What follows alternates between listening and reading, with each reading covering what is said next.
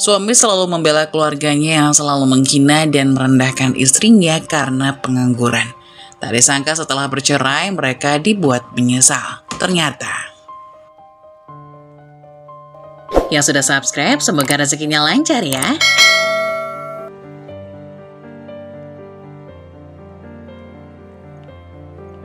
Hutang. Anjani berteriak kepada Nabila ketika adik iparnya itu berkata ingin berhutang 1 kilogram beras di warung sembako milik ibunya itu. Jangan mentang-mentang ini warung sembako milik mertuamu ya, kamu jadi bisa hutang seenak jidatmu. Kemana uang gaji adikku selama ini? Teriak Anjani yang tak bisa berkata pelan kepada adik iparnya itu. Ibu-ibu yang sedang berbelanja pun seketika menatapnya. Karena kakak iparnya itu yang dengan seenaknya membuka aib milik keluarga Naila dan suaminya. Apalagi Anjani berkata begitu keras sehingga siapa saja yang berada di sekitar situ bisa mendengarnya dengan jelas. Wajah Nabila pun memerah dan menahan malu. Terlihat ia sembari menahan tangis yang sebentar lagi akan pecah ketika saudara suaminya itu menghina dirinya di depan umum. Rumahnya tidak lagi memiliki apa-apa, bahkan beras untuk makan pun dia tidak ada. Apalagi dengan Aji suaminya, yang hanya memberi nafkah 1 juta setiap bulan. Nabila tahu jika gaji Aji suaminya itu sudah UMR. Namun apa daya, gajinya itu harus dibagi untuk mertua dan adik iparnya yang masih kuliah. Dengan uang 1 juta itu, Nabila masih harus memberikan uang bensin untuk Aji setiap hari berangkat kerja. Sekali lagi maaf Mbak, saya berjanji akan segera membayar semua hutang-hutang saya di sini apabila nanti Mas Aji sudah gajian. Namun jika memang saya tidak diperkenankan hutang, saya juga tidak apa-apa kok Mbak, ujar Nabila sambil menahan air mata yang sudah hampir pecah di pipinya. Matanya terlihat begitu berkaca-kaca. Ya beginilah nasib istri pengangguran, kerjanya hanya makan tidur. Memang si Aji adikku itu tidak pintar cari istri, cuma bisa nada uang. Nunggu gaji dari suami. Harusnya kamu tuh kerja. Apa nggak nyesel aja nikahin wanita seperti kamu? Mending juga Laras mantan pacar Aji itu. Sekarang dia udah jadi wanita karir. Beda banget sama kamu. Sekarang yang taunya hanya makan tidur. Ujar Anjani yang berceloteh membanding-bandingkan istri adiknya itu dengan mantan pacar adiknya yang kini sudah menjadi wanita karir dan sukses. Mbak, dulu juga aku kerja kok Mbak. Namun Mas Aji yang meminta aku fokus jadi ibu rumah tangga saja di rumah. Ucap Nabila membela dirinya yang tidak tahan dengan segala celotehan dari kakak iparnya itu. Nabila sempat bekerja di sebuah perusahaan dengan gaji yang lumayan tinggi. Namun Aji suaminya memintanya untuk resign. Saat Nabila mengandung anak pertama mereka yang kini umurnya sudah 5 tahun. Terus kamu mau nyalain suami kamu si Aji? Bentak Anjani kepada Nabila dengan sorot mata yang tajam yang terlihat begitu tersinggung dengan kata-kata Nabila barusan. Aku tidak menyalahkan suamiku kok Mbak, tetapi aku hanya membela diri. Aku sempat bekerja Mbak, tidak seperti apa yang Mbak omongkan barusan. Yang hanya bisa makan tidur saja di rumah. Aku begini di rumah saja itu karena permintaan suamiku untuk lebih fokus jadi ibu rumah tangga. Ujar Nabila. Diam kamu Nabila, gak usah banyak bicara dengan menunjukkan dirimu itu. Karena kamu itu memang gak ada apa-apanya dibandingkan mantan pacar suamimu itu si Laras. Sekarang dengan tidak tahu malunya kamu berhutang. Jujur saja, uang gaji milik suamimu itu pasti kamu gunakan buat foya-foya kan? Tuding Anjani kepada adik iparnya itu. Astagfirullah Mbak, mana mungkin aku lakukan semua itu. Asal Mbak tahu saja, Mas Aji hanya apa? Kamu mau menyalahkan suamimu sendiri? Mbak tahu dari tetanggamu sendiri ya, Bu Ratna bilang kepada Mbak bahwa setiap hari ada kurir datang ke rumahmu. Apalagi kalau bukan paket belanja onlinemu itu. Iya kan? Jujur saja. Tuduh Anjani kepada Nabila. Nabila hanya diam saja, ia merasa tidak pernah melakukan hal semua itu. Bahkan Nabila jarang sekali berbelanja online. Tapi saya yakin bahwasannya Bu Ratna tetangganya itu sengaja menfitnahnya dan mengadu domba antara Anjani dan Nabila. Dasar wanita tidak tahu diri, pengangguran masih sempatnya foya-foya. Apalagi dengan hasil jerih payah suamimu itu. Harusnya kamu lebih mengutamakan kebutuhan pokok dibanding dengan kebutuhan pribadi kamu itu. Lihat sekarang, apabila keluargamu tidak bisa makan, yang kamu tahu hanyalah hutang dan hutang. Cukup Mbak, aku tidak sama seperti apa yang kamu bicarakan. Jadi stop menfitnahku di depan orang-orang. Bantah Nabila kepada Anjani. Lalu terus bagaimana? Bu Ratna sendirilah yang menjadi saksi. Kekeh Anjani sambil tertawa mengejek. Nabila pun mengusap sudut kedua matanya. Dia tidak peduli dengan amarah Anjani dengan perkataannya barusan. Dengan rasa sedih, Nabila pun meninggalkan warung sembako itu dengan tangan hampa. Dia terpaksa membuang malu untuk berhutang 1 kilogram beras, karena di rumah dia tidak mempunyai beras lagi untuk dimasak. Sedangkan Aji baru gajian besok pagi. Beruntung ada 1 bungkus mie instan dan 1 telur yang tersisa di kulkas. Nabila hanya memasak itu dan dia lebih banyak memberikan mie kepada anaknya. Sedangkan Nabila hanya mengambil sedikit dan lebih banyak makan menggunakan kuah. "Ibu, apakah ibu mau?" Putranya itu menawarkan mie yang ada di dalam mangkoknya kepada Nabila. "Tidak sayang, ibu sudah kenyang, itu buat kamu saja, biar kamu cepat besar," ucap Nabila tersenyum menyembunyikan perih hati dan lapar pada putranya. Putranya pun kembali melanjutkan makan. Nabila merasa kasihan kepada putranya itu yang hanya makan mie instan. Entah malam nanti mereka akan makan apa, karena tak punya sayuran ataupun yang lain untuk mereka makan. Hanya bisa berharap kepada Aji, semoga suaminya itu pulang membawa makanan untuk mereka. "Apakah aku harus bekerja lagi seperti dulu?" gumam Nabila. Dia tahu jika kembali bekerja pasti Aji akan marah kepadanya. Suaminya hanya ingin dia menjadi ibu rumah tangga. Selama ini Aji selalu bersikap baik untuk dirinya maupun putranya itu. Karena itu, Nabila masih mempertahankan rumah tangganya, walaupun Aji selalu memberikan nafkah 1 juta rupiah setiap bulan. Uang segitu harus Nabila bagi-bagi untuk membayar listrik, air, dan belanja bulanan. Suaminya itu pasti pulang sore. "Nabila," ucap Aji kepada istrinya yang sedang menyapu halaman. "Kamu sudah pulang, Mas?" Nabila tersenyum meraih punggung tangan suaminya untuk dicium. "Ayo kita masuk, aku ada hal penting yang ingin kita bicarakan," ujar Aji. Nabila pun hanya mengikuti perintah suaminya itu sambil mengekor di belakangnya. "Apa benar kamu tadi ke warung ibu?" "Iya, Mas. Apakah Mbak Anjani cerita?" "Mas, aku terpaksa hutang beras di sana karena beras kita sudah tidak ada lagi. Aku tidak punya uang, Mas," ujar Nabila kepada suaminya itu. "Maafkan aku sayang, Mas belum gajian. Tapi kamu jangan hutang ke ibu ya. Kan kamu tahu sendiri kalau ibu modelnya harus putar tiap hari. Jika kamu berhutang di sana, ibu pasti rugi. Dan Mas mohon kamu jangan mengungkit tentang modal yang kamu pinjamkan dulu. Mas tidak enak dengan keluarga Mas, ikhlaskan saja ya. Ibuku kan sama juga ibumu," ucap Aji menatap ke arah istrinya dengan lekat. Pandangan mereka beradu apabila Mas tak menyangka Aji akan berkata seperti itu. "Mas, baru kali ini aku mau hutang, itu pun karena terpaksa. Apakah Mas tidak kasihan dengan anak kita? Dia kelaparan, Mas. Di rumah sudah tidak ada apa-apa lagi. Mas tahu kan, modal ibu itu adalah uangku, hasil jerih payahku bekerja. Dan bukankah ibu sendiri yang menjanjikan untuk mengembalikannya padaku?" ujar Nabila seakan-akan mengingatkan kepada suaminya atas perjanjian tempo dulu. "Lalu ibu mengembalikan pakai apa, Nabila? Kamu tahu kan, jika penghasilan ibu setiap hari harus dibelanjakan lagi. Keuntungan dari warung itu sangatlah tipis. Kenapa kamu tidak meminta beras saja kepada orang tuamu? Pasti mereka punya beras, tidaknya 1 kilo. Ucap Aji yang justru menyuruh Nabila meminta kepada orang tuanya saja. Nabila hanya bisa tertunduk lesu dengan ucapan suaminya yang berpihak pada keluarganya. Walaupun Aji tidak pernah bersikap kasar pada Nabila, tetapi dia lebih condong membela keluarganya, ibu dan kakak iparnya itu. "Sudahlah, aku mau mandi," ucap Aji kepada Nabila. "Mas, apa kamu ada uang? Aku mau masak untuk makan malam." "Sekarang belum ada uang, mungkin besok baru ada," ucap Aji meninggalkan Nabila yang masih berdiri di ruang tengah. "Bu, perutku sakit, aku lapar," kata putra Nabila yang sedang menahan lapar. Wajar saja, tadi pagi dia hanya makan mie instan, perutnya sama sekali belum kemasukan nasi dari pagi. "Iya nak, sebentar ya, ibu telepon ayah dulu, ayah tadi keluar, mungkin ayahmu sedang membeli makanan," ujar Nabila yang masih berpikir positif. Bisa saja suaminya itu meminjam uang pada keluarganya terlebih dahulu, setidaknya agar mereka bisa makan hari ini.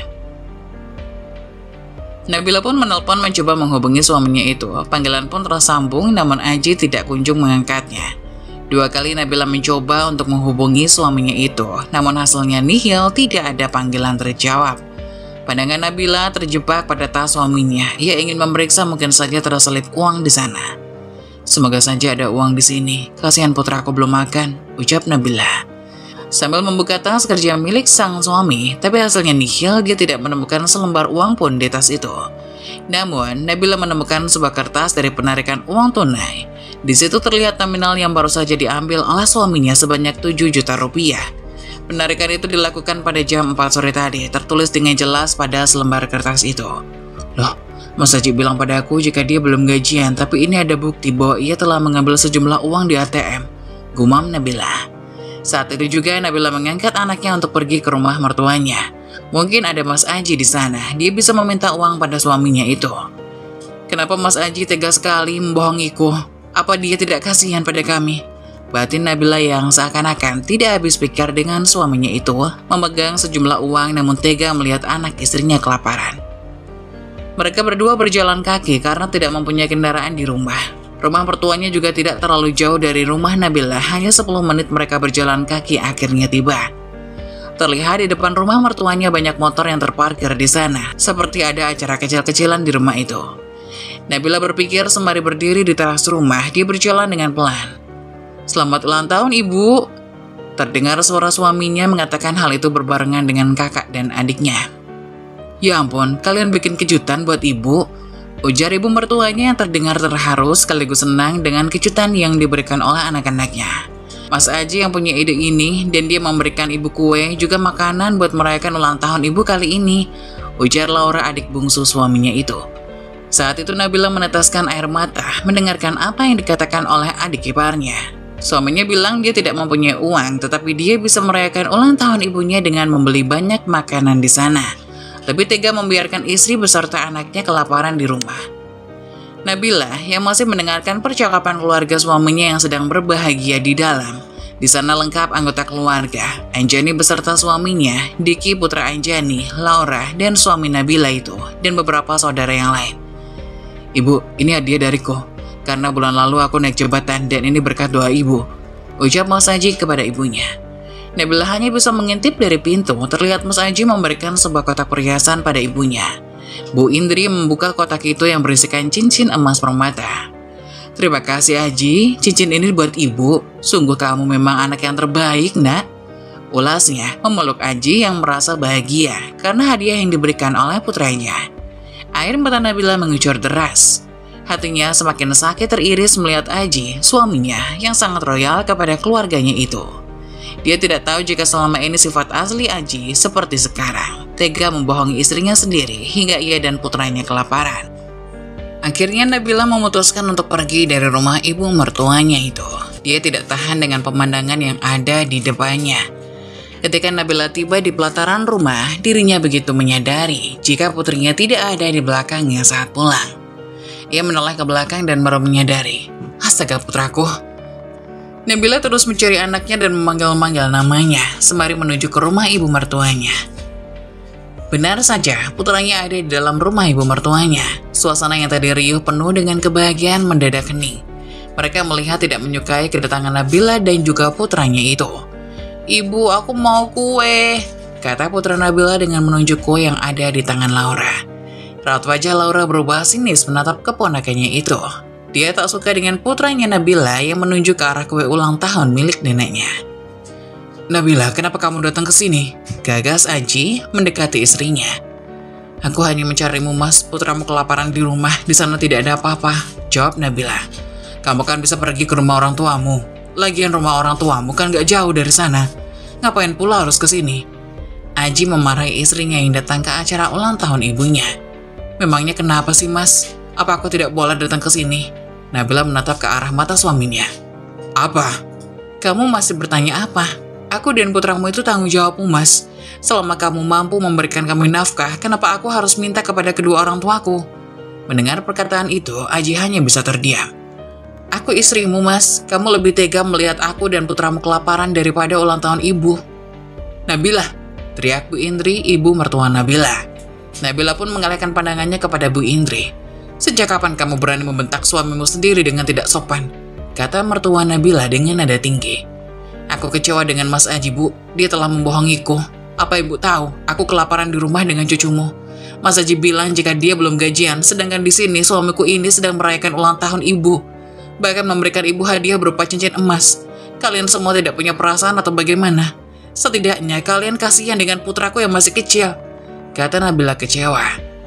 Ia mengungkapkan kekesalannya kepada semua orang yang berada di sana. Aduh, berisik, timbal Laura yang tutup kuping ketika mendengar Nabila menumpahkan segala kemarahannya. Nabila, pulang kamu, bentak Aji yang memerintah istrinya untuk pulang saat itu juga. Kamu hanya merusak suasana acara kami, ujar Anjani ikut menyalahkan. Aku juga mau pulang kok, asal kalian tahu, aku juga tidak betah lama-lama di sini karena kalian telah berbuat zalim kepada kami. Nabila pun menghampiri putranya dan menggandengnya. Ayo kita pulang. Nabila mengajak putranya untuk segera pergi dari rumah ibu mertuanya itu. Tapi Bu, aku mau bawa itu. Putranya kembali menunjuk ke kue ulang tahun yang sedari tadi ia inginkan. Nanti kita beli sendiri ya nak, jangan minta di sini karena nanti mereka kekurangan. Kalau kamu ikut makan di sini. Jaga mulutmu Nabila, jangan kurang ajar, ucap Anjani. Siapa yang lebih kurang ajar dengan suami yang membiarkan istri dan anaknya kelaparan? Sebaiknya Mbak nasihati adik Mbak itu yang tidak sanggup memberikan nafkah kepada istri dan anaknya dengan layak. Bukankah kalian tahu itu adalah dosa besar? Ucap Nabila yang langsung membuat Anjani terdiam. Dia tidak menyangka jika adik iparnya itu berani membahas perkataannya itu. Selama ini Nabila hanya diam jika dihina oleh kakak iparnya. Ketika Nabila tiba di pelataran rumah menggandeng putranya, terlihat sebuah mobil berhenti. Seorang perempuan keluar dari mobil itu adalah Laras, mantan kekasih suaminya. Terlihat tangan Laras membawa sebuah paper bag yang terlihat mahal. Nabila yakin jika paper bag itu berisi hadiah untuk ibu mertuanya. Kenapa Laras dikabari oleh mereka? Nabila tahu pasti dalangnya adalah Anjani yang mengundang perempuan ini. Akhirnya Nabila membawa putranya itu ke rumah orang tuanya. Di sana putranya makan dengan lahap saat berada di rumah neneknya. Saat itu ayah Nabila sedang tidak ada di rumah. Dia sedang pulang kampung karena ada urusan di sana. Nabila, kamu baik-baik saja nak? Tanya ibu Nabila yang melihat putrinya sedang duduk termenung sejak kedatangannya ke rumah. Nabila, panggil ibu Nabila kembali ketika Nabila hanya diam dengan tatapan kosong. Oh iya bu, ada apa bu? Jawab Nabila yang baru saja sadar dari lamunannya. Apa kamu baik-baik saja? Perasaan ibu lihat dari tadi kamu itu hanya termenung sambil melamun. Apa ada masalah? Kata ibu Nabila. Ibunya tentu khawatir dengan putrinya. Terlihat semuanya tidak baik-baik saja. Enggak kok bu, aku nggak ada apa-apa. Aku dan putraku baik-baik saja. Jawab Nabila yang berusaha menyembunyikan kesedihannya yang sedang ia rasakan saat ini. Ibu bisa tahu dari sorot matamu, kamu jangan bohong sama ibu. Katakan apabila kamu ada masalah. Mendengar suara lembut ibu, Nabila pun akhirnya mengatakan sejujurnya. Air matanya pun pecah membasahi pipi, dia tidak bisa menahan kesedihannya sendiri. Ibunya memeluk putrinya itu, dia membiarkan Nabila menangis sejadi-jadinya dalam pelukannya. Ceritakanlah pada ibu jika kamu sudah merasa tenang, bisik ibu Nabila. Malam itu Nabila memilih menginap di rumah ibunya. Dia meraih ponsel yang layarnya sudah sedikit agak retak. Bahkan untuk mengganti pelindung layar HP dia tidak mampu. Selamat ulang tahun ibuku sayang. Terima kasih untuk adikku Aji yang membuat kejutan untuk ibu. Terlihat caption di sebuah status WhatsApp milik Anjani kakak ipar Nabila. Anjani memberikan foto-foto mereka saat mereka ulang tahun tadi. Bahkan Laras ikut berfoto di sana. Perempuan itu berdiri pas di samping Mas Aji suami Nabila seperti pasangan. Terpikir oleh Nabila untuk memberikan komentar pada postingan Anjani, tetapi dia mengurungkan niatnya itu. Jika dia berkomentar dalam kondisi emosi seperti ini, pasti nanti akan menjadi bumerang untuk dirinya. Nabila akhirnya tidak menulis komentar apapun di sana, walaupun hatinya sangat merasa kesal pada mereka. Nabila kembali membuka aplikasi hijau miliknya. Dia melihat story Arum, teman lamanya saat ia bekerja dulu. Apa sebaiknya aku bertanya pada Arum, apakah ada lowongan kerja untukku? Gumam Nabila.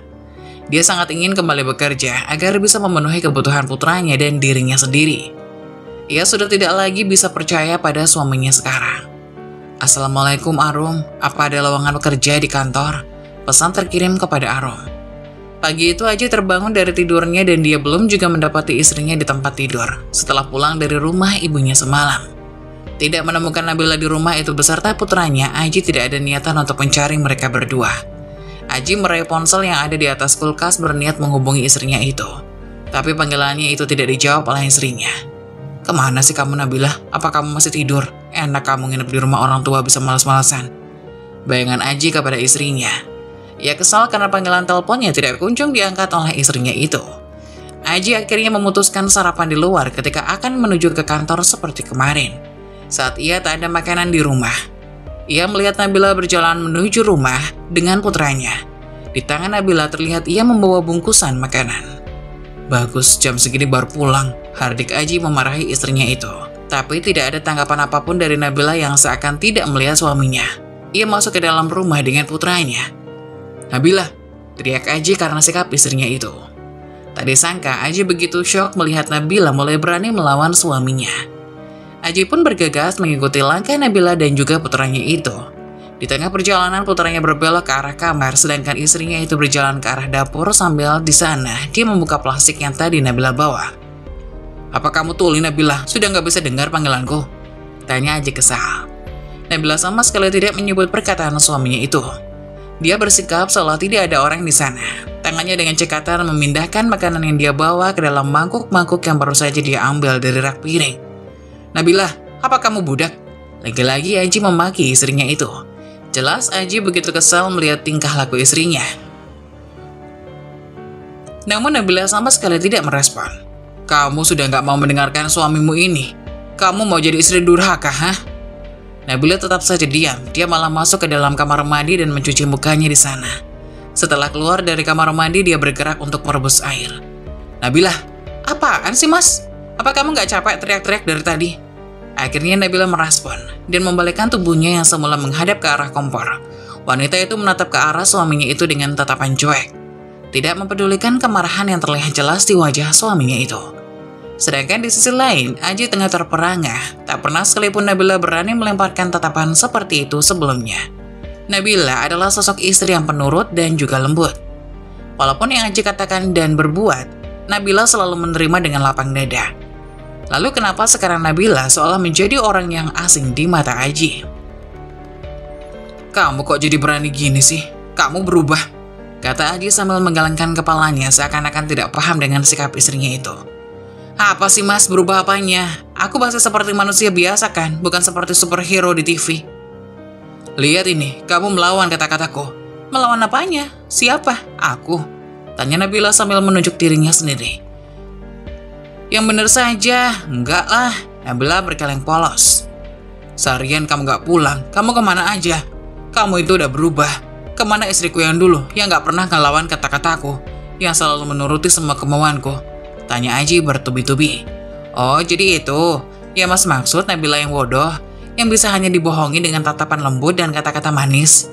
tanya Nabila lagi. Kali ini suami Nabila itu hanya bisa terdiam. Maaf ya mas, Nabila yang itu sudah mati. Dia udah gak ada sekarang." "Mas harus terbiasa. Nabila seperti inilah yang akan mas temui untuk kedepannya." Nabila berujar serius. "Kamu ini lagi ngomong apa sih? Ngomongnya ngelantur kemana-mana.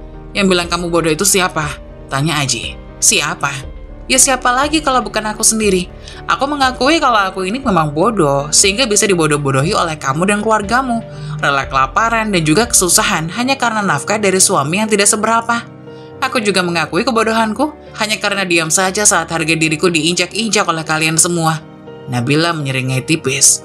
"Padahal gaji suamiku kan banyak, tapi aku sama putraku justru kelaparan. Sekarang pikir saja, siapa lagi yang akan menanggung dosa ini kalau bukan suamiku sendiri?" "Kamu mas," tuding Nabila ketus. Aji hanya bisa membulatkan matanya di sepanjang Nabila bicara. Bagaimana tidak? Nabila terus-terusan mengeluarkan kalimat ketus yang tidak pernah Aji dengar sebelumnya. Kali ini keluar dengan sangat lancar dari bibir istrinya itu. "Loh, kamu jangan bersikap seolah-olah kamu panitia surga, Nabila. Bisa-bisanya kamu menghakimi aku yang punya dosa. Yang ada tuh, kamu yang berdosa karena berani bentak suami. Makanya jangan boros, biar bisa makan dengan lancar.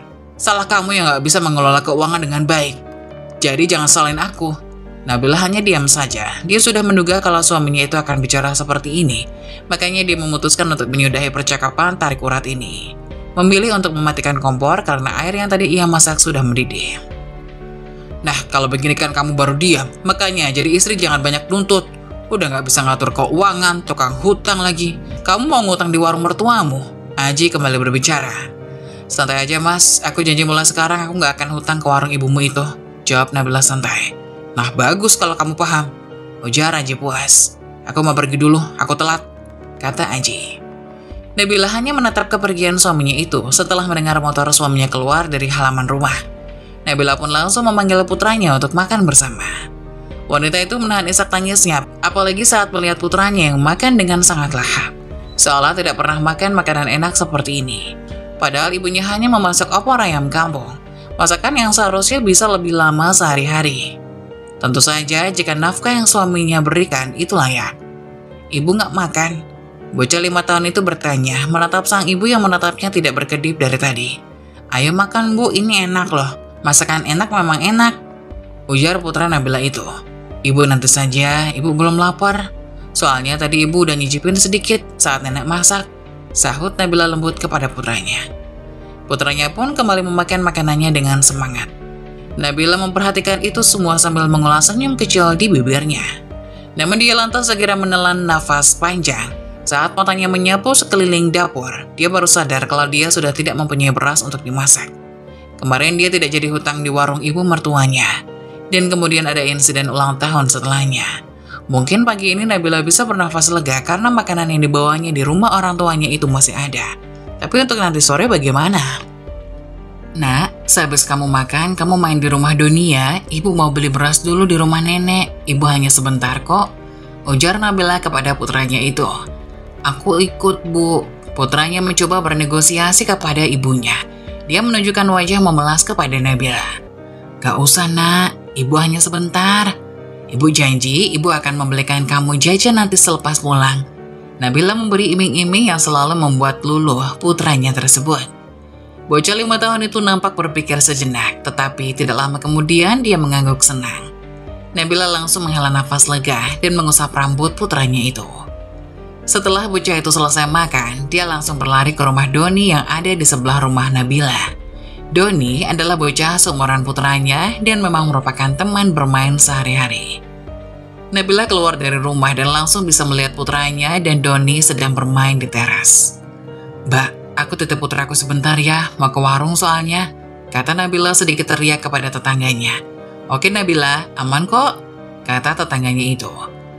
Nabila bisa pergi dengan tenang, dia berjalan sambil apa yang harus dia lakukan. Sedangkan dia sudah berjanji kepada Aji suaminya untuk tidak lagi berhutang di warung mertuanya. Pada akhirnya Nabila tetap memantapkan langkahnya telah mengambil keputusan. Sesampainya Nabila di sana ternyata yang jaga warung adalah Laura. Dan ketika Nabila melihat pandangan di sekeliling, dia tidak bisa menemukan keberadaan ibu mertuanya dan kakak iparnya. Mau ngapain kamu kesini? Mau utang? Tanya Laura dengan nada ketus. Enggak, aku kesini mau beli beras dan yang lainnya, tolong ambilin dong, kata Nela santai. Wah tumben, Laura menyahut dengan nada ngejek. Biasa aja dong ngomongnya, kalau kamu gak suka aku beli di sini, kamu tinggal ngomong aja, aku juga bisa belanja di tempat lain kok, kata Nabila lagi-lagi dengan nada yang santai. Laura tentu saja menunjuk wajah tak percaya, dia menatap Nabila dari atas sampai bawah seolah tengah memastikan. Apakah kakak iparnya itu dalam keadaan sadar atau jangan-jangan sedang dirasuki oleh setan? Tidak biasanya Nabila menatap wajah seseorang dengan sangat berani seperti itu. Biasanya Nabila lebih banyak menunduk dan menghindari pandangan orang lain. Ya udah apa aja? Beras 10 kilo, minyak goreng 2 liter, susu kental manis 2 kaleng, kata Nabila, memberitahu apa saja yang ingin dia beli di warung mertuanya. Kebetulan bahan pokok lainnya masih ada di rumah yang habis hanya 3 item itu saja. Laura dengan segera mengambilkan apa yang Nabila inginkan. Gadis itu tidak mau berlama-lama berurusan dengan kakak iparnya yang kumuh itu. Kamu gak malu datang ke sini setelah bikin gaduh di acara ulang tahun ibu? Tanya Laura di sela-sela aktivitasnya. Nabila hanya diam saja, dia tidak berniat untuk menjawab pertanyaan bocah kemarin sore. Dia malah lipat kedua tangannya di depan dada dan menatap kegiatan Laura dengan tatapan lekat. Telah mengambil apa yang Nabila inginkan, Laura langsung memberikan kepada Nabila. Setelah dia mengambil kalkulator dan ditotalkan berapa jumlah belanjaan Nabila. Semuanya jadi 180.000, ujar Laura dengan ketus. Oh ya udah kalau gitu, sahut Nabila dengan tatapan santai. Setelah mendapatkan apa yang ia inginkan, Nabila lalu melangkah keluar dari warung milik ibu mertuanya itu. Apa-apaan ini? Enak aja main ambil tanpa bayar. Gak punya otak ya? Tanya Laura dengan nada membentak. Dia bahkan sampai keluar dari meja kasir untuk mengejar Nabila yang sudah sampai di halaman. Duh berisik, kamu tinggal catat aja utangku berapa, lalu kita nanti hitung-hitungan dengan total hutang ibumu kepadaku. sahut Nabila tanpa menoleh sedikit pun ke arah bocah itu. Dia kemudian bergegas membawa barang belanjaannya diiringi dengan sumpah serapah yang dilontarkan oleh Laura. Sesampainya di rumah, Nabila langsung meletakkan barang belanjaan di dapur dan dia pun bisa mendengar ponselnya berdering berkali-kali. Dari dia pertama masuk ke rumah sampai saat ini, ponsel itu terus berdering tanpa henti. Nabila dengan cepat mengambil ponsel dan ketika dia melihat kalau Ajilah yang sedang menelpon, Nabila langsung paham, sepertinya Laura sudah mengadu kepada suaminya. "Halo, kenapa mas?" tanya Nabila dengan nada yang teramat lembut. "Kamu kenapa sih kok ngambil belanjaan di warung ibu seenaknya? Bukannya tadi pagi kamu janji untuk tidak berutang lagi?" tanya Aji dengan nada yang terdengar sangat amat kesal. "Ya emang, aku kan janji udah nggak ambil utang lagi di sana. Aku masih ingat kok." "Lah terus kamu ngapain ngambil belanjaan gitu kalau bukan ngutang namanya? Nyuri?" "Ya enggak lah, aku nggak nyuri. Dan aku juga nggak ngutang. Untuk kali ini dan seterusnya, aku akan ngambil belanjaan dari warung ibumu itu. Dan totalnya tinggal dipotong saja dengan total hutang ibumu padaku. Gampang kan?" kata Nabila dengan nada tegas. "Maksud kamu itu apaan sih? Kamu udah gila ya? Kamu mau hitung-hitungan sama ibuku? Jangan gitu deh, ibu aku itu juga ibu kamu. Kamu tega ngomong kayak gitu?" kata Aji dengan nada ketus. "Ibu yang mana ya? Aku ngerasa dia tidak nganggap aku sebagai anaknya. Kenapa pula aku harus bela-belain dia? Lagian kamu juga nggak ngasih aku nafkah yang pantas kok. Kamu juga tidak memperbolehkan aku berhutang di sana. Padahal kamu tahu sendiri, ibumu masih punya hutang sama aku. Jadi terpaksa deh aku hitung-hitungin kayak gini sama kalian," sahut Nabila dengan nada cuek. "Kamu nggak perlu marah-marah kayak gini. Kamu nggak perlu marah-marah kayak gini. Lagi pula beras yang aku ambil ini akhirnya kamu juga makan. Ya udah ya mas, aku tutup dulu, soalnya aku lagi sibuk," kata Nabila sambil menutup teleponnya. Ia lalu mematikan ponselnya dan melemparnya begitu saja di atas ranjang. Setelah itu Nabila keluar dari kamar dan menuju luar rumah. Dia ingin kembali ke rumah tetangganya untuk mengajak putranya pulang. "Lah, kok cepet banget kamu dari warung? Gak ngobrol-ngobrol dulu sama mertuamu?" tanya tetangganya dengan nada bercanda. Sebagai tetangga yang paling dekat dengan Nabila, dia tentu paham bagaimana perangai keluarga Aji kepada Nabila.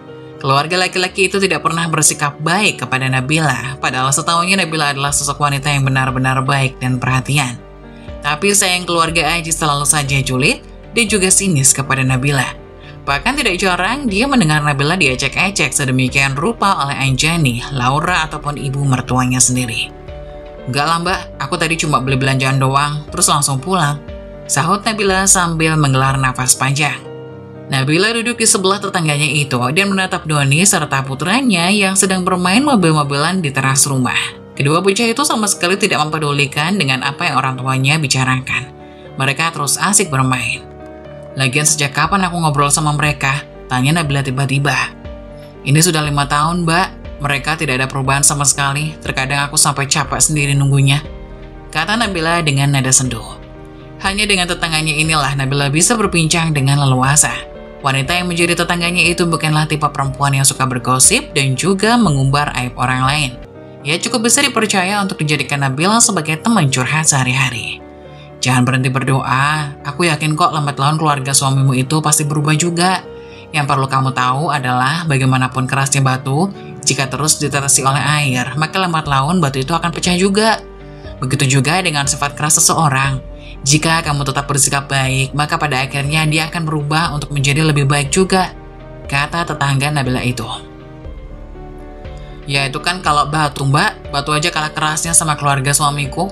Ibaratnya kalau kita-kita ini dibuat dari tanah biasa, maka keluarga Mas Anji itu dibuat dari tanah kuburan. Mereka itu suka di luar nalar mbak, gak masuk akal. Seringnya sih lebih terlihat seperti orang kesetanan," kata Nabila sambil terkekeh di ujung kalimat. Mereka pun saling tertawa. Sebenarnya di dalam hati yang paling dalam, tetangganya itu bisa merasakan kalau Nabila ini adalah wanita yang benar-benar kuat. Selama 5 tahun lamanya, dia mampu bersabar dengan tingkah laku suaminya dan keluarganya itu, yang memang kadang suka menyakiti hati orang lain. Terutama Nabila menantunya sendiri. "Tapi kalau dipikir-pikir ya mbak, kayaknya kamu sedikit agak berubah akhir-akhir ini," kata tetangga Nabila dengan nada serius menatap ke arahnya. "Ya maksud mbak bukan apa-apa. Tapi tadi pagi mbak dengar pertengkaran kamu sama suamimu itu. Kamu banyak menyahuti kata-kata si Aji. Dan menurut mbak itu bagus," ujar tetangganya itu sambil mengangkat kedua jempolnya. "Ya ampun mbak, maaf ya ternyata terdengar." "Nabila, lihat itu," kata-kata Nabila dipotong oleh tetangganya. Wanita itu menunjuk ke arah rumah Nabila dengan menggunakan dagu, dan ketika wanita itu menoleh, dia bisa melihat Anjani dan ibu mertuanya sedang melangkah menuju rumah Nabila. Mata Nabila langsung membulat saat melihat Anjani dan ibu mertua langsung masuk ke rumah. Apalagi memang rumahnya tidak ia kunci, sebab dia hanya datang ke rumah tetangga. Nabila berjalan dengan langkah lebar ke arah rumah. Setelah dia masuk ke dalam, dia bisa melihat ibu mertuanya sudah mengangkut beras, sedangkan Anjani mengangkut minyak dan juga susu kental manis yang tadi ia bawa. "Ibu sama Mbak ngapain di sini? Kenapa kalian bawa semua barang-barangku? Mau kalian bawa kemana?" tanya Nabila dengan nada lantang. "Kamu tuh yang apa-apaan? Bisa-bisanya kamu mencuri dari warung ibu?" bentak Anjani dengan nada yang tidak suka. "Apanya yang mencuri? Bukannya aku sudah bilang kepada Laura, kalau belanjaan yang aku ambil ini nantinya akan dipotong dengan hutang ibu kepadaku," kata Nabila dengan nada yang tidak ia terima. Dia kali ini tidak akan diam saja, apalagi melihat perilaku Anjani dan ibu mertuanya itu yang sudah tidak sopan. Masuk ke dalam rumahnya dan mengambil semua belanjaan miliknya tanpa permisi. "Asal kalian tahu ya, jika ada yang mencuri di sini maka itu bukan aku, tapi kalian. Kalian sudah masuk ke rumah orang dan mengambil semua barang di dalamnya. Seenak jidat kalian," kata Nabila lagi. Nabila, jangan kurang ajar kamu ya. Ini rumah anakku, bukan rumahmu," sahut ibu mertuanya sambil menatap. "Sadar diri dong kamu, dasar wanita miskin, pengangguran tidak tahu diri lagi," maki ibu mertuanya kepada Nabila. "Aku ini istri Mas Aji, rumahnya sama dengan rumahku," jawab Nabila dengan cepat. "Pokoknya aku nggak mau tahu, kalian letakkan kembali barang-barang belanjaanku ke tempat semula. Kalau tidak, aku akan meneriaki kalian sebagai pencuri," ancam Nabila dengan melotot. Anjani dan ibu mertuanya itu kemudian saling menatap. Mereka tidak menyangka kalau Nabila bisa begini tegasnya kepada mereka. Benar apa yang dikatakan Laura tadi, Nabila kelihatan sudah berubah. "Enak aja kamu, ini punya ibu. Jangan bertindak sesuka hati, dasar wanita nggak tahu diri." Nabila, yang tidak suka dengan perilaku Anjani, tentu saja langsung menarik beras yang dibawa oleh ibu mertuanya. Kemudian dengan adegan tarik-menarik itu pun terjadi. Ibu mertua dan juga Anjani berusaha mengambil kembali isi warung mereka. Sedangkan Nabila berusaha untuk mempertahankan miliknya. Entah bagaimana kejadiannya, Anjani tiba-tiba terselip kakinya sendiri. Dia langsung terduduk dan menarik ibunya yang ikut jatuh akibat tarikan Anjani. Berhubung ibu mertuanya membawa beras, maka beras yang cukup berat itu pun juga jatuh menimpa tubuh tuanya. Ibu mertuanya pun teriak kesakitan dengan memegangi pinggang yang tertimpa beras. Ia menolong ibunya itu dan menolongnya untuk lekas berdiri. Tapi sayangnya, ibunya tidak punya tenaga untuk berdiri hingga harus terpaksa dipapah oleh Anjani. "Kurang ajar kamu ya, gara-gara kamu, ibu sampai kesakitan seperti itu. Lihat saja nanti akan aku adukan kepada suamimu," ujar Anjani sambil membentak. "Terserah saja, aku nggak salah apa-apa kok. Jatuh sendiri kok. Kenapa nyalain aku?" tanya Nabila sama sekali tidak menunjukkan wajah bersalahnya. Dia malah mengambil beras, minyak, dan juga susu kental manis yang berceceran di lantai. Nabila pun segera ke dapur untuk menyimpan kembali barang-barang miliknya. Ketika dia ke depan, sosok Anjani dan ibu mertuanya sudah tidak ada di sana. Mereka berdua sepertinya sudah pulang. Dan ketika Nabila keluar dari rumah, dia bisa melihat mertuanya dipapah oleh Anjani sambil meringis kesakitan. Terlihat jalannya terseok-seok. "Apa yang terjadi? Kenapa mereka?" tanya tetangganya. "Mereka jatuh, Mbak," jawab Nabila dengan santai. Dia lalu berjalan ke arah rumah tetangganya itu untuk kembali mengawasi putranya yang sedang bermain. Sore harinya, ketika Nabila sedang memasak di dapur untuk makan malam, dia terkejut dengan pintu depan yang terbuka dengan kasar. Brak! Suara pintu didobrak. Ketika dia melihat siapa yang datang, mendengus apalagi wajah Aji yang memerah menahan marah. "Apa yang kamu lakukan pada ibuku?" tanya Aji dengan nada tinggi. Nabila sudah tahu pasti suaminya marah karena ibunya dan kakaknya itu pasti sudah mengadu. Apalagi yang mereka lakukan jika bukan mengadu karena peristiwa tadi. "Kamu sengaja ya ingin membuat ibuku celaka? Apa kamu puas melihat ibuku sudah kesakitan karena ulahmu?" kata Aji sambil menunjuk-nunjuk ke arah wajah Nabila. Terlihat dia sangat marah kepada Nabila. Telah mendapat pengaduan dari Anjani tentang apa yang terjadi di rumah itu. Karena aduan itu juga, Aji ingin segera pulang dari kantor. "Aku nggak ngelakuin apa-apa kok, itu salah ibumu sendiri. Kenapa dia datang kemari buat mencari masalah?" sahut Nabila kesal. sebab ia dituduh seakan-akan ia sendiri yang biang masalahnya. Itu karena kelakuan kamu nyuri kan di warung ibu? Mencuri? Nabila semakin kesal ketika mendapat tuduhan sebagai pencuri langsung dari suaminya. Tidak usah pura-pura polos, apalagi yang akan kamu tutupi Nabila. Kamu itu mencuri, datang ke warung ibu nyuruh Laura untuk mengambilkan semua barang-barang yang kamu ingin beli, tapi yang kamu lakukan tidak bayar sepeser pun. Apa namanya kalau bukan mencuri? Tunjuk Aji. Oh, jadi kalian menganggap aku mencuri? Nabila melipat kedua tangannya. Kamu mau bantah apa lagi? Setiap aku berkata pasti kamu melawan. Sejak kapan kamu belajar jadi maling? Teriak Aji. Hati Nabila begitu sakit ketika perkataan itu terlontar langsung dari mulut suaminya. Asal kamu tahu ya mas, aku tidak mencuri. Aku sedang meminta uangku yang dulu ibumu pinjam. Anggap saja, ibu itu sedang mencicil hutangnya kepadaku. Karena aku rasa sampai kapanpun, ibumu tidak akan pernah bisa membayar uangku yang aku pinjamkan dulu. Ujar Nabila. Hatinya berdenyut nyeri, sakit itu begitu terasa saat dituduh mencuri oleh suaminya. Selama ini, Nabila dididik oleh orang tuanya dengan baik, tetapi suaminya sungguh jahat, sampai hati berkata demikian. Harus aku bilang berapa kali, uang itu tidak akan kembali, tegas Aji yang seakan-akan ingin menang sendiri. Bagaimana bisa begitu? Itu uangku, hasil jerih payahku sebelum aku menikah. Enak sekali bilang pinjam, kalau tidak mau mengembalikan. Ujar Nabila mengingatkan.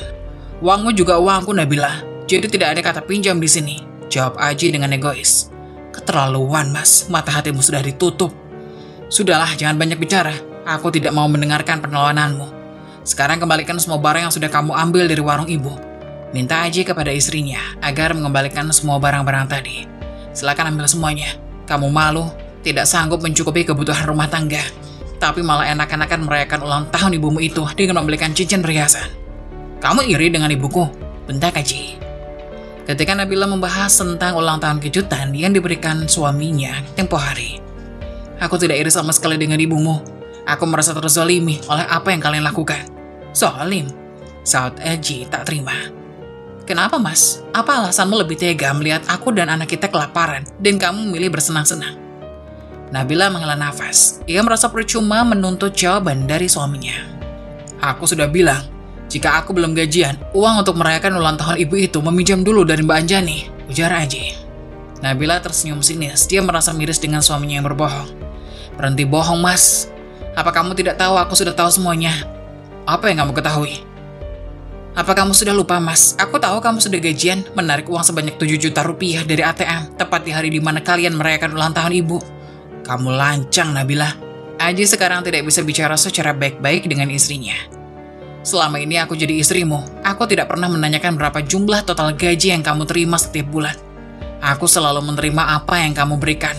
Aku selalu berusaha menjadi istri yang baik untuk kamu. Dan aku sadar, itu semua adalah kebodohan besar. Aku terlalu percaya pada suami seperti kamu, kata Nabila dengan nada yang tinggi. Sejak kapan kamu berani memeriksa tas kerjaku? Sungguh lancang kamu. Aji kembali menunjuk ke arah wajah istrinya itu. Mengetahui Nabila memeriksa tasnya, semakin membuat Aji naik pitam. Dasar istri gak tahu diri, aku ini suamimu. Sejak kamu tidak beriku nafkah. Namun kebohongan pasti akan terbongkar suatu saat nanti. Saud Nabila membalas tatapan dari suaminya.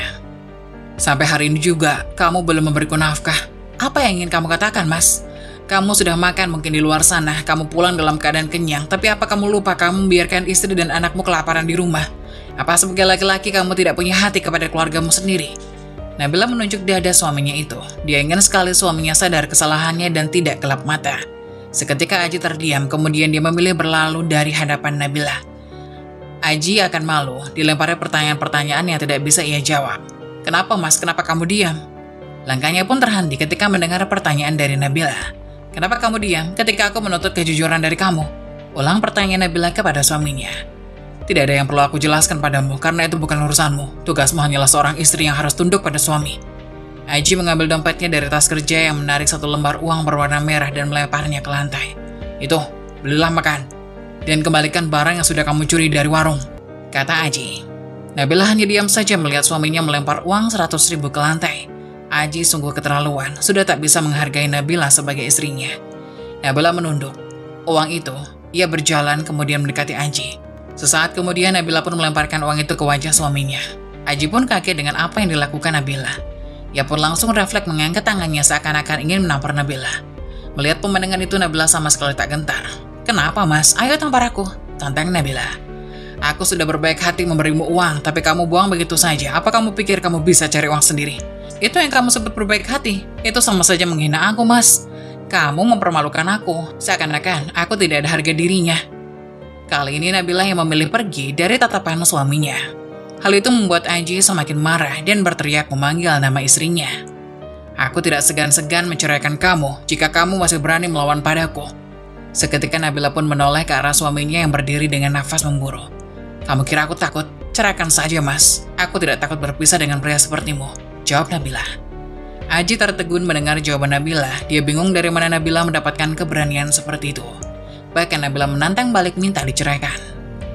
Di kediaman Ibu Aji, Anjani sedang sibuk melayani keinginan ibunya yang sedari tadi rewel karena merasa sakit di tubuhnya hingga membuat ibunya sulit berjalan. Mbak Nabila itu sudah keterlaluan, kejam sekali. Bagaimana jika kita melaporkan dia ke polisi atas dasar pencurian dan penganiayaan kepada ibu? Usul Laura. Benar Laura, Mbak setuju denganmu. Kita laporkan saja itu Nabila, agar dia mendapatkan hukuman setimpal dengan perbuatannya. Kata Anjani menyetujui usulan dari adiknya. Mendengar gagasan ini pun, ibu mertua Nabila setuju jika mereka akan melaporkan Nabila ke polisi. Saat mereka sedang asik merencanakan itu, tiba-tiba datanglah Aji. Wajahnya begitu terlihat tidak biasa, sehingga membuat Anjani, Laura, dan ibunya yang sedang asik ngobrol seketika terdiam. Ada apa kamu, Ji? Kenapa wajahmu terlihat lesu? Kamu sudah marahin istrimu itu kan? Tanya Anjani kepada istrinya. Iya itu mas, istrimu sangat kurang ajar. Lihat ibu, sampai tidak bisa jalan seperti ini karena ulahnya. Apa mas Aji nggak kasihan sama ibu? Aji pun langsung melihat ke arah ibunya yang sedang duduk tak berdaya. Maafkan aku bu, tidak bisa memilih istri yang baik untuk jadi menantumu. Sampai-sampai ibu sakit seperti ini karena ulah istriku. Kata Aji meminta maaf kepada ibunya. Ibu nggak terima Ji, diambil barang-barang di warung seenak jidatnya sendiri. Ditambah lagi dia berani mendorong ibu dan kakakmu. Sampai-sampai ibu tidak bisa lagi berdiri karena menahan rasa sakit. Kamu marahi saja istrimu, beri dia hukuman. Kalau perlu ceraikan saja. Buat apa istri seperti itu? Kata ibu mertua. Iya, buat apa sih mempertahankan istri seperti Nabila? Bagusan Laras kemana-mana. Dia lebih cantik, pintar, kaya. Tidak seperti Nabila yang hanya bisa makan tidur di rumah. Kata Anjani menambah kata-kata dari ibunya. Aku sudah mengancamnya bu, akan menceraikan Nabila apabila dia terus melawan. Terus bagaimana hasilnya? Dia tidak takut bu, bahkan dia balik mengancam minta diceraikan. Wah, berani sekali dia bicara begitu. Apa dia bisa hidup sendiri? Selama ini hanya bisa numpang makan dan tidur. Sekarang justru berlagak seakan tidak membutuhkan kamu. Ya sudah, ceraikan saja, buat apa dipertahankan? Kata ibu mertua. Iya Ji, buat apa? Banding kamu sama Laras. Mbak justru setuju jika kamu nikah dengan dia. Iya mas, sama Mbak Laras saja, dia lebih kaya, cantik dibanding si Nabila itu. Ujar Laura. Ya sudahlah kalau begitu, aku akan menceraikan Nabila. Ya memang, dia sudah kurang ajar dan tidak bisa dididik sebagai istri yang baik. Pulangnya Aji di rumah ibunya, ia langsung mengutarakan niat ingin bercerai dengan Nabila. Aku ingin kita segera bercerai. Aku rasa tidak ada yang bisa kita pertahankan lagi di rumah tangga ini. Kamu tidak bisa menghormatiku sebagai suami dan menghormati ibuku sebagai mertuamu. Kata Aji memulai pembicaraan. Nabila yang sedang berbaring di samping putranya pun sontak duduk di ranjang. Aku bisa menghormatimu dan ibumu itu jika kalian tidak terlewat batas, memperlakukanku seperti ini. Harga diriku habis kalian injak-injak. Aku tidak ingin bertengkar dan membangunkan anakku ini. Aku terima keputusanmu, kita akan bercerai. Tenang saja, besok pagi akan aku bawa semua barang-barang aku dari rumah ini, termasuk dengan putraku. Kamu dan keluargamu tidak ingin kurepotkan, bukan merawat dia. Jadi biarkan aku saja yang membawanya bersamaku, kata Nabila tegas. Ia tidak ingin anaknya ikut bapaknya dan ibu mertuanya itu. Bisa-bisa anak Nabila tidak dikasih makan oleh mereka. Terserah kamu saja. Bahkan semua barang-barangmu dari sini, aku juga akan membawa ganti istri yang baru untuk menggantikan, kata Aji sambil meninggalkan kamar. Malam itu, Nabila dan Aji tidak satu kamar lagi. Aji memutuskan tidur di sofa, sedangkan Nabila berbaring di samping putranya. Matanya tidak bisa dipejamkan, air matanya terus tumpah, membasahi pipi dan bantalnya. Dipandanglah anak semata wayangnya itu ke depannya. Dia akan menjadi janda. Pernikahan yang selama ini ia pertahankan akan hancur di depan mata. Namun mungkin itu yang terbaik yang Tuhan berikan untuk Nabila dan putranya. Mereka juga tidak bisa mempertahankan jika memang Nabila tidak dianggap sebagai keluarga di dalamnya. Besok pun tiba, Nabila terus membereskan semua barang-barangnya. Ia kemas dalam satu dus maupun tas. Lihat anaknya kebingungan melihat apa yang dilakukan ibunya, Aji terus saja berdandan akan berangkat kerja. "Bu, kenapa pakaianku dan pakaian ibu dimasukkan ke dalam tas? Apa kita mau pergi, Bu?" tanya putra Nabila. "Iya nak, kita mau ke rumah nenek." "Kok baju ayah nggak dimasukin sekalian? Ayah nggak ikut?" "Ayah di rumah aja, nanti kalau rumahnya kosong nanti diambil orang," kata Nabila membohongi anaknya. Ia tidak tahu kalau putranya sampai tahu. Ia tidak ingin kalau putranya sampai tahu ibu dan ayahnya berpisah. Terlihat Aji sudah mau berangkat bekerja. Ia segera berjalan menuju motornya. "Sana, salaman sama ayahmu, cium tangannya sebelum dia berangkat kerja," kata Nabila kepada putranya. Itu akan menjadi salaman terakhir bagi ayah dan putranya sebelum Nabila bercerai dengan Aji. Putranya pun bergegas berlari ke arah ayahnya. Gak usah, aku udah telat," kata Aji sambil berlalu menggunakan motornya itu. Bahkan sampai segitunya, Aji tidak mau bersalaman dengan putranya sendiri. Melihat pemandangan itu, ibu mana yang tidak teriris hatinya. Nabila dan putranya pun pulang ke rumah orang tua Nabila. Saat di jalan, tetangganya bertanya pada Nabila, "Nabila, mau kemana? Kok bawa baju sama barang-barang kayak gitu?" "Saya mau pulang, Mbak, ke rumah orang tua saya." Tetangganya pun langsung tahu arah pembicaraan Nabila itu. "Saya bantu bawa barang-barangnya ya, kayaknya banyak banget." "Iya, Mbak, terima kasih ya sebelumnya. Maaf kerepotin." Sekarang, semua barang-barang Nabila sudah dibawa ke rumah orang tuanya. Nabila tidak sedikit pun meninggalkan barang-barangnya di sana. Di rumah itu, Nabila ingin meninggalkan semua kenangan manis dan pahit bersama suaminya Mas Aji. Di dalam benaknya, ia terus berpikir bagaimana caranya ia akan terus hidup, mempertahankan kebahagiaan anaknya di masa depan. Dalam lamunan, Nabila tak disangka handphonenya pun berbunyi. Tak disangka itu telepon dari Arum, teman saat Nabila masih bekerja. "Assalamualaikum Nabila," kata Arum. "Waalaikumsalam, Rum. Kemarin kamu kirim pesan ke aku ya, gimana keadaan kamu? Tumben banget nanyain soal loker." "Alhamdulillah, aku sama anakku sehat-sehat aja. Aku beneran nih lagi butuh kerjaan, kamu bisa bantu?" "Ada sih, kebetulan ada karyawan di kantor yang resign. Akhir bulan ini dia resmi keluar. Alasannya sama kayak kamu dulu, nikah, lalu pengen fokus jadi ibu rumah tangga. Jadi ada lowongan kerja, aku masih bisa daftar dong," kata Nabila antusias. "Iya, kamu siapin aja sama syarat-syaratnya. Nanti kalau udah, kamu tinggal kirim ke aku, biar aku yang ngurus. Lagian kan, kamu tahu semua karyawan-karyawan di sini. Jadi gampang soal itu." Nabila memang sudah kenal banyak karyawan di sana, bahkan atasan-atasan yang dulu menjadi atasan Nabila. Nabila kenal baik dengan mereka. Jadi kemungkinan besar Nabila bisa diterima bekerja di perusahaan itu kembali. Singkat cerita, Nabila pun langsung bisa bekerja di perusahaan itu. Putranya dititipkan kepada neneknya. Nabila bertekad akan membangun kembali hidupnya mulai dari nol. "Aku titip anakku ya. Sayang, kamu nurut ya sama nenek. Jangan nakal di rumah. Ibu mau kerja dulu cari uang buat kamu. Nanti sore ibu janji akan bawakan jajan kesukaan kamu saat ibu pulang," kata Nabila kepada ibunya. Ia juga memberikan pesan kepada putranya. "Gak usah khawatir, Bil. Biarkan anakmu sama ibu. Kamu yang sabar. Semoga apa yang kamu bangun kembali dari nol bisa berujung kebahagiaan buat kamu dan anakmu. Kamu juga gak akan nakal kan sayang saat ibu kerja?" kata ibu Nabila kepada Nabila dan cucunya itu. Putra Nabila hanya diam saja sambil tersenyum ke arah ibunya. Ia terlihat hampir sama dengan neneknya. Nabila yakin bahwa rumah ibunya adalah tempat paling aman buat sekarang untuk putranya. Nabila pun berangkat kerja setelah berpamitan kepada ibu dan anaknya. Di kantor, Nabila mulai mencoba untuk adaptasi dan mencoba kembali untuk bekerja seperti dulu. Namun teman kerjanya bahkan bosnya ikut membantu adaptasi Nabila di kantor. 2 bulan berselang setelah perceraian Aji dan Nabila, kehidupan Nabila mulai membaik. Bahkan dari hasil bekerjanya, ia mampu menghidupi putranya. Bahkan ia bisa sedikit demi sedikit menabung untuk masa depan putranya itu.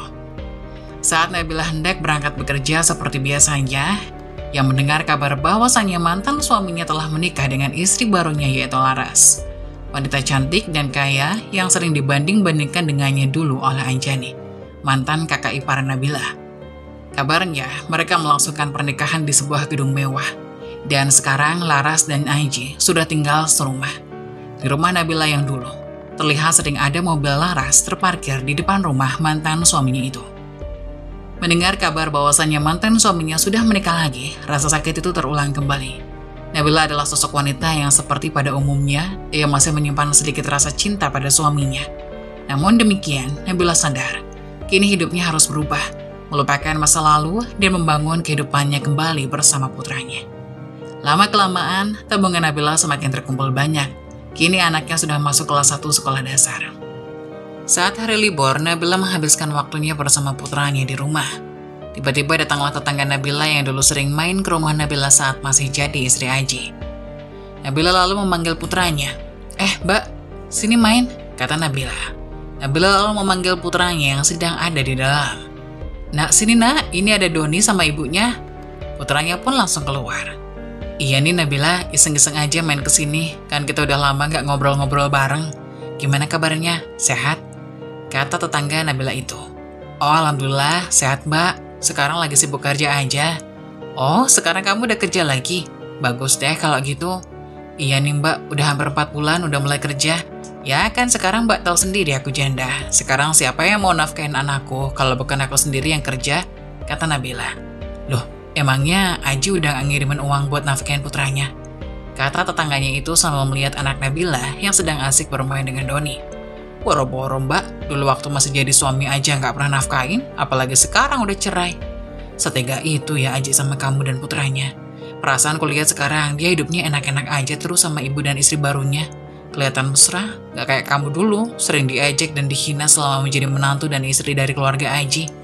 Ya biarin aja lah mbak, nanti juga ada karmanya sendiri kok. Kita lihat sampai mana mereka bisa bertahan, namanya juga pengantin baru, kan masih manis-manisnya. Iya, biarin aja lah. Ngomong-ngomong hari libur gini nggak jalan-jalan? Tanya tetangga Nabila itu. Nggak mbak, mending aku di rumah aja, kadang aku bingung pengen bikin usaha di rumah tapi usaha apa? Soalnya aku sibuk kerja juga kan? Gimana kalau kita buka toko sembako? Biar nanti aku yang jaga.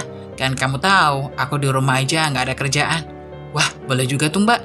Bisa buat kegiatan aku waktu libur kayak gini.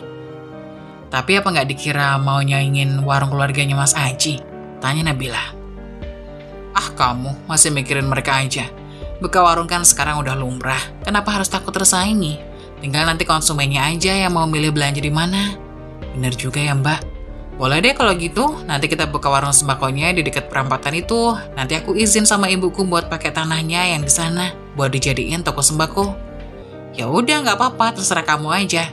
Aku kan jadi karyawan kamu, senyum tetangga Nabila. Setelah percakapan itu, 1 bulan kemudian, pembangunan toko sembako milik Nabila sudah berdiri. Berkat dari bantuan tetangga Nabila itu, yang kenal berbagai supplier bahan-bahan pokok dan salas-salas, toko milik Nabila pun langsung ramai. Di dalamnya banyak aneka bahan-bahan pokok seperti beras, sayur, minyak, dan barang-barang lainnya yang didapatkan Nabila dengan harga murah. Bisa dijual kembali dengan untung yang besar. Tidak sedikit orang-orang kampung di sana, banyak yang berbelanja ke toko Nabila. Beberapa pelanggan milik warung keluarga Aji pun banyak yang berpindah belanja ke toko Nabila. Jelas, hal ini pun langsung membuat keluarga Aji geram. Ibu gimana nih? Hari demi hari warung kita makin sepi aja, kata Anjani kepada ibunya. Ibu pun bingung, gimana ini bisa terjadi? Kemana semua konsumen kita belanja? Padahal kita selalu buka loh, gak pernah tutup, kata ibu Aji itu. Seketika lewatlah tetangga Anjani di depan warung. Loh bu, habis belanja? Kok tumben gak belanja di sini? Ibu belanja di mana? Tanya Anjani kepada tetangganya itu yang kebetulan lewat. Oh ini, saya habis belanja dari warungnya Nabila yang dekat perempatan itu loh, kata tetangga Anjani. Mereka berdua saling memandang, tak disangka mantan menantunya itu berhasil membuka toko sembako. Biasanya aja ibu belanja di sini, kenapa belanja di sana? Bukannya lebih jauh? Tanya Anjani kepada tetangganya itu. Soalnya di sana lebih murah ketimbang di warung ibu, jadi ya saya milih ke sana aja lah. Ya sudah, mari, saya lagi buru-buru. Soalnya mau masak buat suami dan anak saya, kata tetangga Anjani itu meninggalkan Anjani dan ibunya. Kurang ajar, bisa-bisanya mereka semua belanja di warung Nabila. Lihat saja, paling aja nggak sampai sebulan warung itu tutup, sombong sekali. Kayak duit dia banyak aja bikin toko sembako. Tapi bu, warung kita makin sepi, mungkin karena barang yang kita jual kurang beraneka ragam. Tidak seperti toko sembakonya Nabila. Gimana kalau kita perbesar aja warungnya, biar kita bisa menyaingi toko sembako Nabila itu, kata Anjani. Bener juga katamu, ibu akan minta bantuan Aji sama Laras. Siapa tahu mereka bisa menolong buat renovasi dan memberikan modal buat warung kita ini, kata ibu Aji. Malam harinya pun Ibu dan Anjani datang ke rumah Aji dan Laras. Di sana mereka meminta bantuan kepada Aji dan Laras agar bisa membantu untuk renovasi dan membiayai modal di warung. Aji, tolonglah Ibu, tolong bantu renovasi warung Ibu itu, biar bisa menjadi seperti toko sembako milik Nabila, kata Ibu Aji. Iya Ji, Mbak lihat sendiri toko milik Nabila besar banget, banyak barang-barang yang dijual di sana. Wajar aja tokonya selalu ramai. Apa kamu gak kasihan sama Ibu? Pelanggan-pelanggan Ibu pada kabur ke tokonya Nabila. Jadi tolong kamu sama Laras bantu renovasi dan biaya modal buat warung sembakonya itu. Tambah aja nih. Kalau masalah itu nanti aku bicarakan dulu ya sama Laras. Soalnya Laras awal bulan mau dinas 3 hari di luar kota. Soalnya ada cabang koperasinya yang baru buka di sana. Iya Bu, soalnya aku harus pergi keluar kota. Emangnya Ibu butuh cepet? Tanya Laras kepada ibu mertuanya. Ya kalau bisa secepatnya Laras.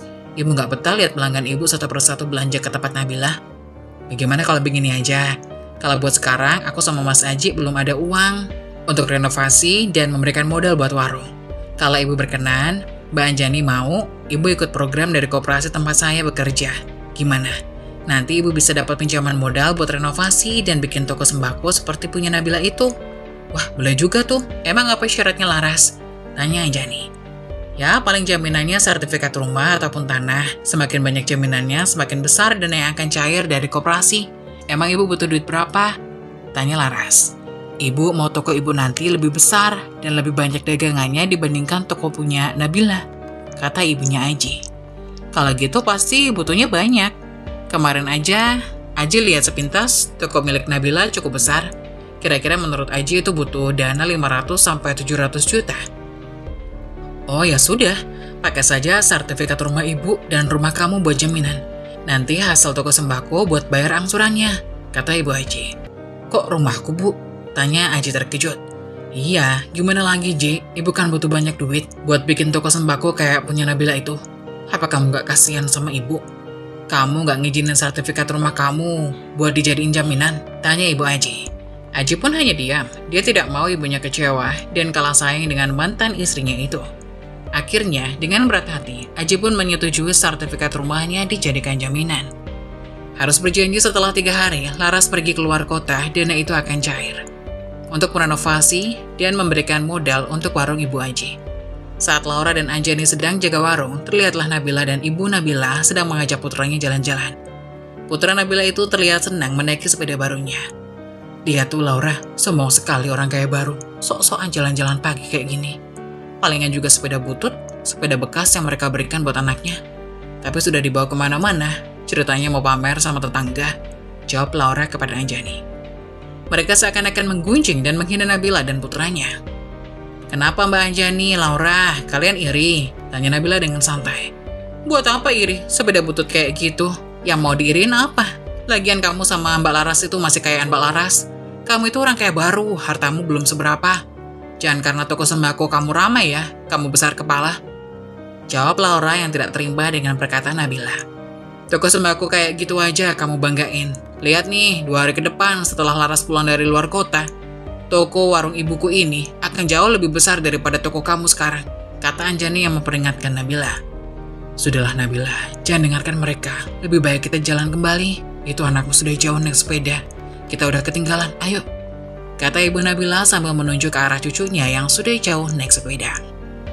Nabila dan ibunya pun akhirnya berlalu meninggalkan Anjani dan Laura yang sibuk menghina mereka. Ji, Aji, panggil ibunya Aji yang datang ke rumah Aji bersama Anjani dan Laura. Ya Bu, ada apa? Tumben kalian datang ke sini ramai-ramai. Tanya Aji yang keluar dari kamarnya. Loh, kok mobil Laras gak ada di depan? Laras belum pulang? Tanya Ibu Aji kepada anaknya. Belum Bu, Laras belum pulang. Loh, bukannya ini udah lebih dari 3 hari? Ibu kira dia udah pulang dari kemarin. Padahal kamu sama Laras Ibu tunggu-tunggu loh di rumah. Aku nggak tahu Bu, udah 2 hari ini aku nelpon Laras, tapi panggilannya nggak masuk. Aku juga khawatir sama Laras, kata Aji. Gimana sih? Alasan udah janji katanya uang buat renovasi sama buat modal akan cair. Ya aku juga nungguin dia pulang kok Bu. Coba sih kamu telepon temannya yang satu kantor, siapa tahu dia tahu kabar tentang si Laras, kata si Anjani. Ya udah deh Mbak, Aji coba telepon ya. Semoga aja ada kabar dari Laras. Aji pun segera menelpon teman istrinya itu yang ia kenal saat di acara pernikahan sama Laras. Halo Robi, ini aku Aji, suaminya Laras. Maaf mengganggu sebelumnya. Aku mau tanya, apakah tugas keluar kota kamu sama Laras sudah selesai ya? Soalnya dia bilang pergi 3 hari, tapi sampai sekarang dia belum pulang. Tanya Aji kepada Robi, teman satu kantor Laras. Hah? Tugas keluar kota? Maksud kamu gimana, Ji? Tanya Robi seakan-akan dia terkejut mendengar perkataan Aji. Iya, kemarin Laras izin sama aku. Katanya kamu sama Laras ditugaskan keluar kota dalam urusan kantor selama 3 hari. Tapi sampai sekarang belum pulang-pulang juga dia. Tanya Aji. Maaf Ji, tapi tugas keluar kota itu nggak ada. Justru saya terkejut kamu telepon saya. Kemarin Laras itu mengajukan pinjaman uang sebesar 700 juta dengan jaminan 2 sertifikat rumah. Dia bilangnya sih mau pindah bersama keluargamu, makanya antar 2 hari kemarin dia udah resign dari kantor. Kata Robi. Aji dan keluarganya pun langsung terkejut bukan main. Tak disangka Laras sudah mencairkan dana pinjaman dengan jaminan sertifikat rumah Aji dan orang tuanya. Bahkan, ibu Aji pun seketika pingsan mendengar kabar itu. Jadi, Laras gak ada di kantor dan tidak ada tugas keluar kota? Tidak ada.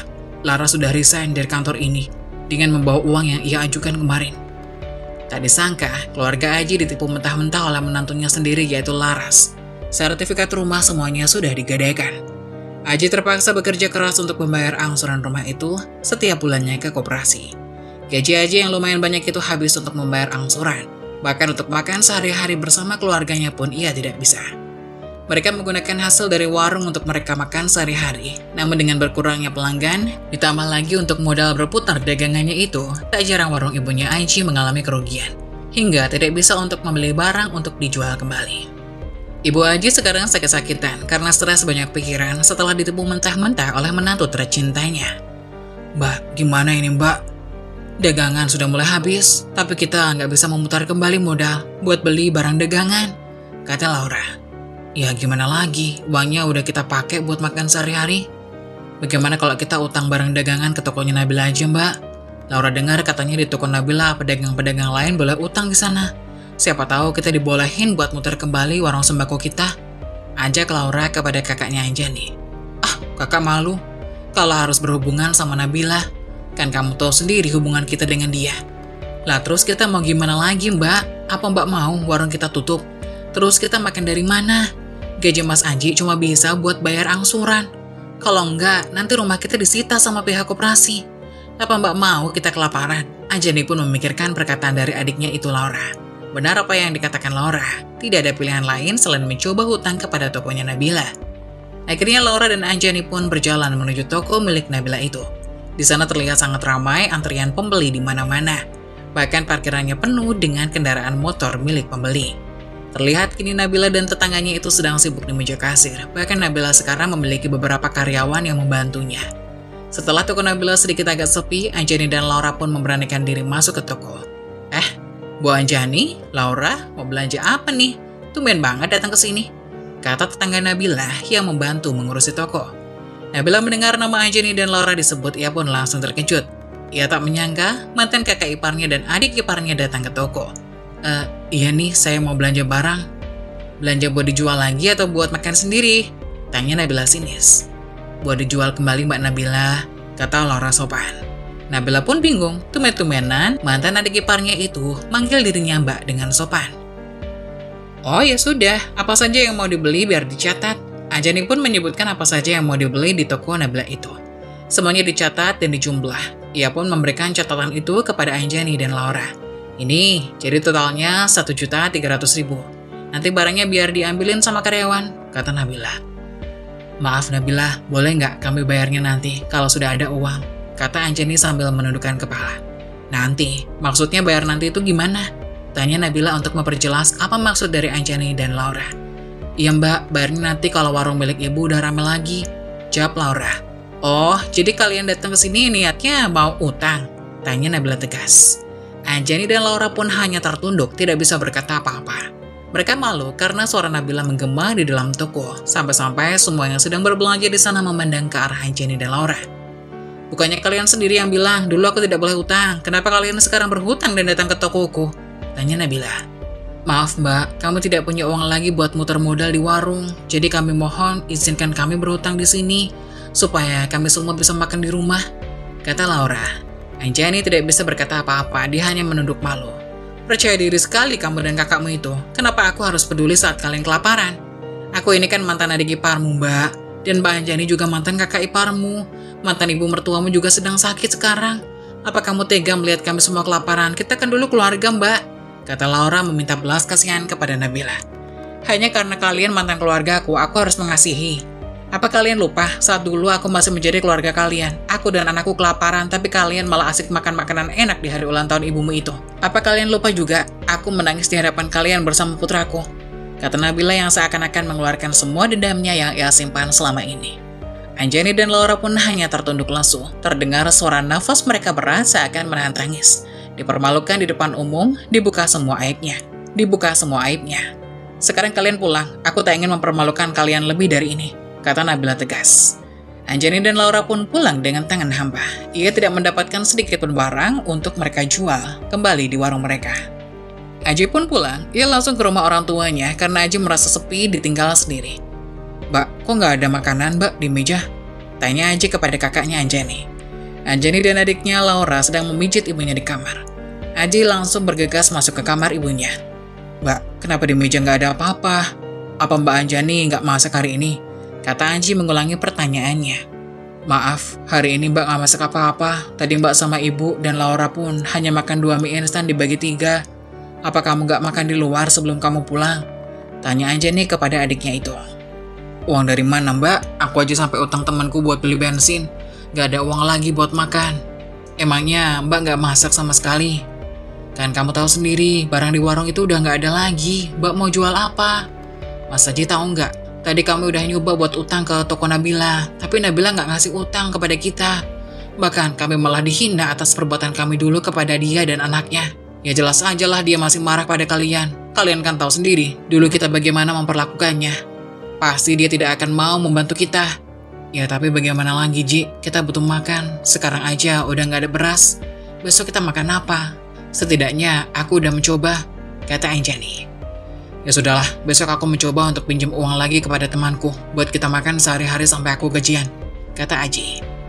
Beberapa hari kemudian Nabila mengadakan pesta syukuran. Nabila menggitarkan putranya yang sekarang berumur 8 tahun. Semua warga datang ke pesta itu untuk memberikan selamat kepada Nabila dan putranya. Nabila pun membagi-bagikan sembako untuk para tamu undangan yang datang ke pesta hitan putranya itu. Mas Haji, kamu gak datang ke pesta hitan anakmu? Tanya Laura kepada kakaknya yang sedang duduk di teras. Enggak, Mas di rumah aja. Lagian anak Mas itu kan sudah mendapatkan kebahagiaannya sendiri lewat ibunya. Jadi Mas gak perlu datang sana. Dalam hati Aji begitu ingin menemui putranya, namun tersirat dalam hati yang merasa malu atas kelakuannya tempo dulu yang tidak bisa menafkahi dan memberikan kebahagiaan untuk putranya. Tapi kan Mas Haji bapaknya, jadi sepantasnya kalau Mas Haji itu datang. Bagaimanapun kan dia putramu. Lagian, di rumah gak ada apa-apa nih Mas. Aku sama Mbak Anjani belum makan dari siang. Siapa tahu kalau kita ke sana nanti pulangnya bawa sembako kayak orang-orang, kata Laura merayu kakaknya. Aku malas ke sana sendiri, nanti aku kayak orang hilang lagi, pelongo-pelongo. Aku tahu Nabila tidak akan pernah mau ngomong lagi sama aku. Ya sudah, aku sama Mbak Anjani siap kok nih nemenin. Akhirnya Anjani dan Laura pergi ke pesta itu.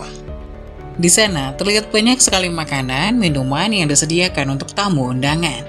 Bahkan tamu undangannya pun tidak dari dalam desa saja. Beberapa dari luar desa pun ada ikut merayakan pesta hitanan putra Nabila.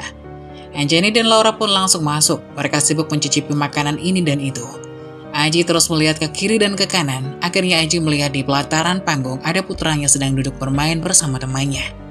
Aji pun bergegas mendekati putranya itu. Ia sudah lama tidak bertemu dan ngobrol dengan anaknya. Ingin rasanya Aji melepas kangen dan rindu kepada putranya. Saat Aji berjalan ke arah putranya, tiba-tiba Nabila muncul mencegat Aji. Ngapain Mas, kamu ada di sini? Ada perlu apa? Tanya Nabila. Maaf Nabila, aku hanya ingin melihat putraku, memberikan selamat atas hitannya. Jawab Aji. Gak usah Mas, anakku gak perlu semua itu.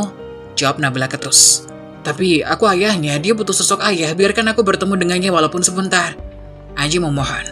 Buat apa? Anakku udah terbiasa tanpa seorang ayah.